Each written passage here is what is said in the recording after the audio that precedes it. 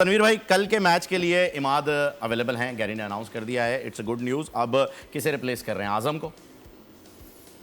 देखिए, आप क्या 4 फास्ट बॉलर के साथ जाएंगे? फिर जाना पड़ेगा। अगर आप आजम को हटाते हैं तो फिर ज़्यादा तो ऐसे ही लग रहा है कि आप आजम खान को लगता है हटा देंगे।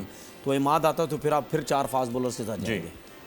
ठीक है, और जाना भी चाहिए मेरे ख्याल में, क्योंकि इस पिच के ऊपर फास्ट बॉलर्स वैसी प्रॉब्लम डाल रहे हैं। तो मैं वही भी समझता हूँ, हमें फास्ट बॉलिंग की इतनी ज़्यादा प्रॉब्लम नहीं है। हाँ, यूएसए के ख़िलाफ़ मैं समझता था कि अगर हमने 160 का उनको टारगेट दिया तो हमारी टीम, हमारी बॉलिंग ने क्यों उनको जल्दी आउट नहीं किया, क्यों हमने आखिरी ओवर में हारिस रऊफ ने रन्स करवा दिए, क्यों सुपर ओवर तक चले गए, वहाँ तक हमें जाना ही नहीं चाहिए था।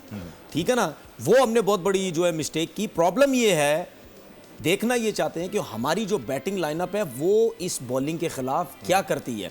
देखिए, इसमें तो कोई शक नहीं है, पाकिस्तान चाहे यूएसए से हारे, इंडिया चाहे युगांडा से हारे, लेकिन इन दोनों टीमों को जब आपस में मैच होता है, लोग कहते हैं कि भाईजान असी ते मैच देखना है, मैच देखना है। ठीक है ना, कोई आए ना आए, हमने जैम पैक करना है इस ग्राउंड को। आईसीसी इवेंट का सबसे महंगा और सबसे बड़ा मैच, ठीक है ना, तो इंडिया पाकिस्तान का ही होता है। जितनी कमाई इस मैच में होती है, जितने नजरें इस मैच में लोगों की होती हैं, चाहे इंडिया में हो, इंडिया से लोग हों, पाकिस्तान से हो, पूरी दुनिया से हों, ठीक है ना। तो मैं आपको एक बात बताऊं, किसी जंगल में भी इन दोनों का मैच करा दोगे ना, वहां भी आवाम पहुंच जाएगी, सब पहुंच जाएगी कि भाई इनको देखना है किसी तरीके से।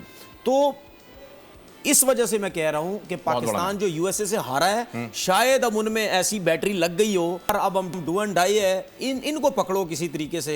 बाकी अब आपको पता है कि अल्लाह की तरफ से कोई ना कोई करिश्मे हो जाते हैं, हमारा कोई ना कोई एक्स्ट्राऑर्डिनरी कुछ ना कुछ कर जाता है, जिसकी वजह से हम जीत जाते हैं। बिल्कुल, इंशाल्लाह जरूर जीतेंगे। पैवस्तर शजर से उम्मीदें बाहर रख, और वही रखी हुई हमने। नाजरीन, सब्सक्राइब करें और बेल दबाएं ताकि कोई खबर रह न जाए।